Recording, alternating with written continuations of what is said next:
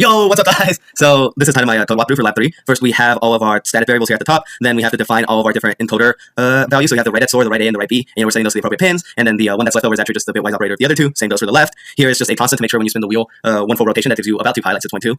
Then here is just initializing the encoders. I think a lot of these are actually set up for us, right? But we were calling these functions earlier where we set which encoders, which bits and registers would map to what. Same with here, we just have to set the interrupt, here the flags, mask it, etc., etc.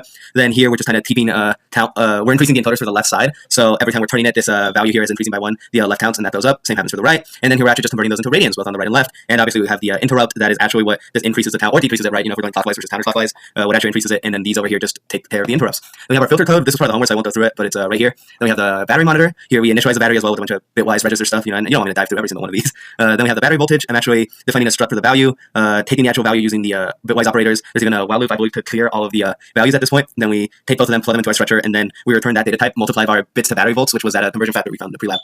Then, then see, we have 3 task C. So I think this was actually, it was completely empty this time, so we didn't have to write it from scratch. But, actually, I should start with the .h. It was also completely empty. But this is, you know, just establishing all of the tasks we're going to need for this lab. So the new tasks were like, obviously, encoder, battery. And then I actually split the battery into 3 separate tasks. I had the battery voltage warning, and the measure battery voltage, so that we're able to, you know, measure the voltage every 2 milliseconds, filter it. Then if the user sends a specific message, we return that reading, and we also have that warning that'll trigger if the voltage is under a certain value, same with our functions. But then for that actual logic, I ended up just declaring a global filtered battery voltage value. And the reason I did that is this here in measure battery voltage, this task, it's just going to take whatever the battery voltage is right now and pass it through our filter that is established and kept track of inside of our main function. And then the send battery voltage and battery warning, those actually just rely on taking that filtered value, plugging it into some struct that's defined, and then sending that message over. In this case with the B, or for the warning, you know, we just have this if statement in case our voltage falls beyond a certain threshold. I think for the four batteries, it was 6 volts, or it was 4 volts when it falls under the threshold where it's not safe for the batteries anymore. So you have that if statement there, and we define the bat low message, and we send all that over. Then I also, this is actually where I put a little function to initiate our filter. So I could kind of shove this anywhere, but I felt like this was a good place for it. Here we have all of our low pass coefficients for the transfer function, and I went with a 4th order filter just to try to make it as good as possible. I know that past 5, I think the floats would not capture the accuracy needed for the filter anymore, so I figured this would be good enough. Just kind of initiate that. We pass in our coefficients, our order,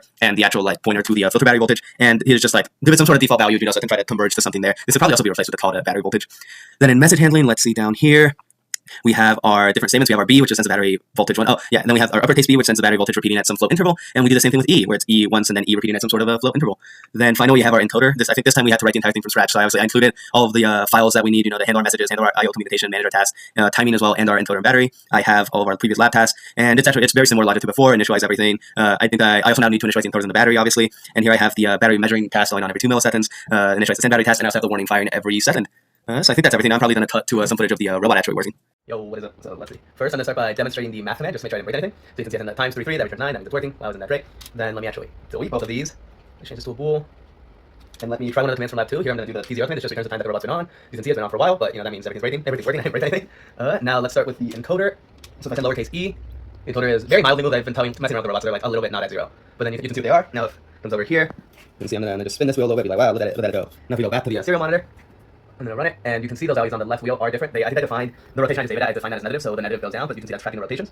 Now, if I do uppercase E, and actually send it like decently fast, send. Oh, I see, this should be a float. My bad. Oh, and then I activate the plot. Let's put it on the right encoder. So right now that encoder is at 0.1. Now, if I'm going to spin it about 1 full rotation, you know, give or take. I love you lost track, but like, that's about, a little more. Yeah. Is this 1 full rotation?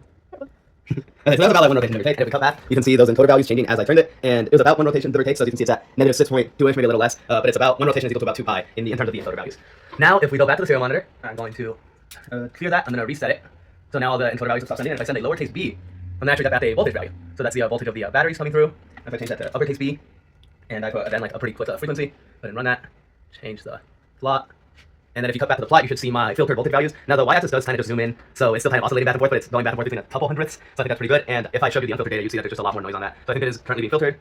Then if you cut over here, if I go ahead and turn the car off, so I cut off the voltage, cut back to that, you can see first the plot, there's a steep drop as it slowly, the filter's trying to converge to 0.